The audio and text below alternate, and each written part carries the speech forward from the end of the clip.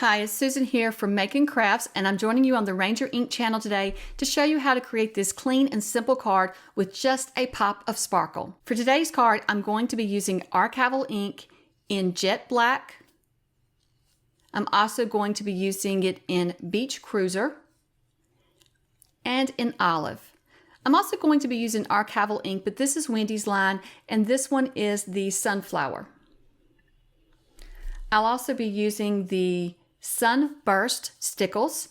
I think this goes really well with the Sunflower ink.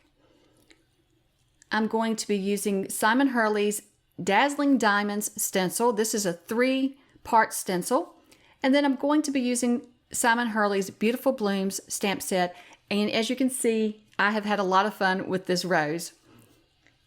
I'm also going to be using Simon Hurley's 110-pound cardstock, and I'll just use a piece of this for the card front.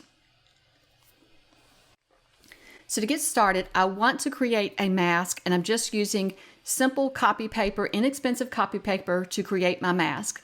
So I want the mask to have ripped edges, so I'm just going to rip out a rectangular shape to go on the front of my card.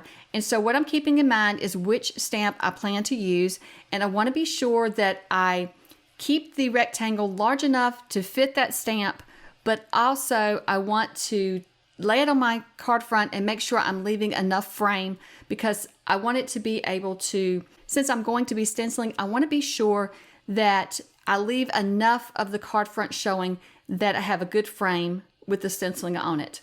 And so I'm also just tearing the edges. When I tear this down, if the edges look a little sharp or squared off, I'm trying to tear those so that they're more rounded, because I want my corners on this rectangle to be rounded more so than square. So then I'm just going to test it out on my card front, and I like how that looks. So now I'm going to get started on my stenciling. So I'm just going to lay this paper onto my card. Stick around for the rest of the video so I can show you the best way to do this. This is how I always do it when I'm crafting. But when I go to film, things start sliding and messing up. And I think maybe I'm just a little bit more picky when I'm filming. So I will show you a better way to hold that paper down in a moment. But for now, we're going to go ahead and stencil in using the first stencil.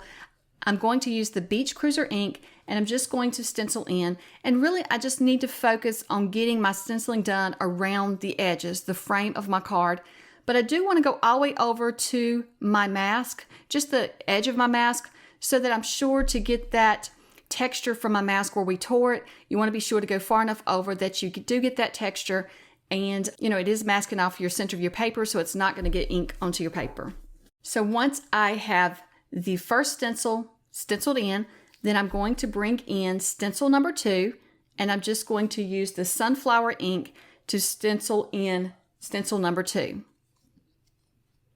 And once again, I'm just focusing on the frame edges, but going all the way up to my mask so I get that texture from my mask.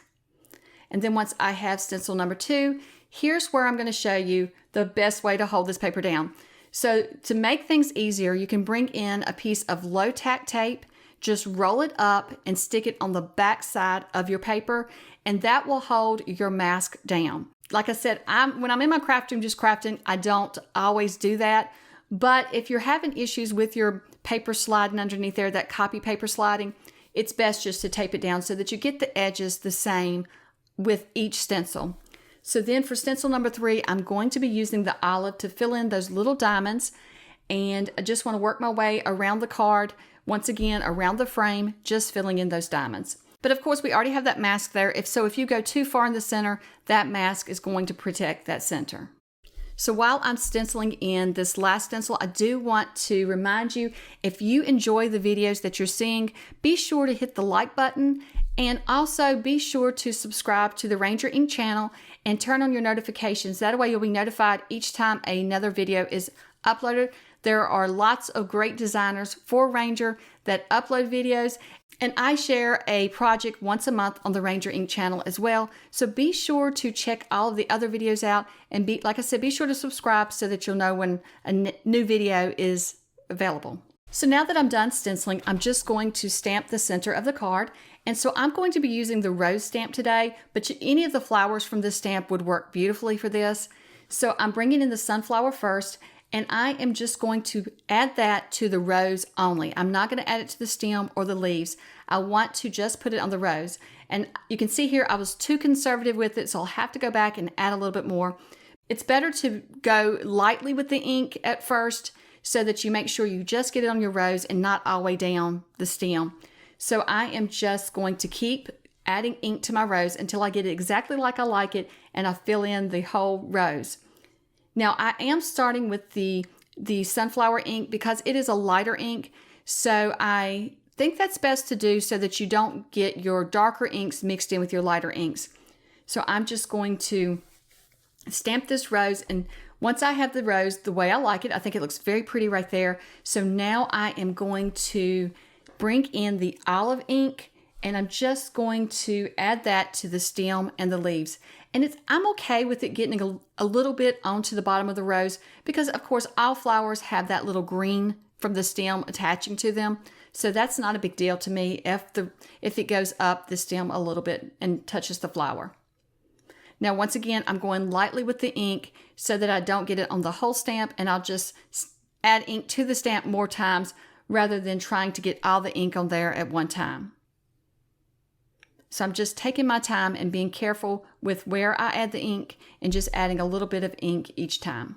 So I think the rose looks very pretty. So I'm just using the sentiment "You Are Beautiful" from that stamp set, and I'm just going to try to center it under the rose and kind of center it on my card. So once I have my sentiment, now it's time to add the sparkle. So for the sparkle, I'm going to be using this Sunburst Stickles. So I think that the sunflower ink and the Sunburst Stickles look so good together. So what I'm doing is I'm just adding the Stickles to random diamonds. So you could fill in all the diamonds, but I really like the look of just putting it on random diamonds around the card instead of filling in all the diamonds. Now I did try like using the stencil and filling in between the stencil, but it felt like I was getting it over the edge. So it's easier for me just to paint it in using the bottle and straight onto the card. And I'm just trying to stay inside of that stenciling. Now for me, I get carried away when I'm using Stickles. It's so much fun to add that sparkle and so much fun just to add it to the card that I probably added it to more diamonds than I intended to, but I really love how it turned out. Now you do want to give this some time to dry before you add it to your card front. So once I get through adding the Stickles to it, I'm going to set this aside to dry, and then I will glue it to a white card base. And then we have our clean and simple card. Well, I hope that you have enjoyed seeing me create this card today. I hope that you will give it a try. And don't forget to like and subscribe. And thank you so much for watching, and I hope you have a wonderful day. Bye.